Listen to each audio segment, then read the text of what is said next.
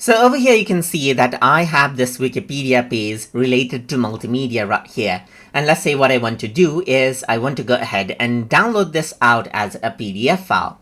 So to do that, you can simply go ahead and copy out this page URL right here.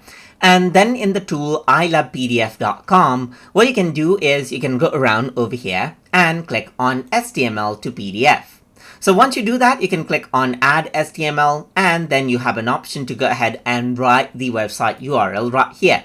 So you can go ahead and paste this out right here. And once you do that, you can click on Add, and then you can choose like how you want the PDF to be formatted. For example, you got the website URL right here. You can go ahead and change it as you like. And then you can go ahead and choose one long page right here, or set it to different pages right here. You can go for portrait or landscape mode, choose the paper size as you want, and then work around with the margin as you want as well. And you can even try to block the tab or remove the overlay pop-up right here. You have this option, and as you click on preview right here, you will be able to see the preview over here on how it would look as a PDF file. So you can see that this is what you have. So you got multiple pages of document right here, just like this.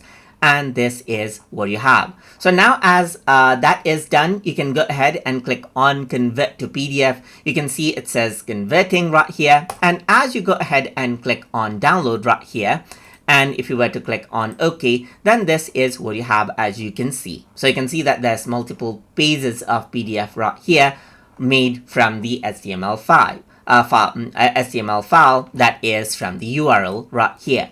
So that is basically how you can go ahead and then convert out HTML to PDF using ILovePDF. So I hope you guys learned something as always.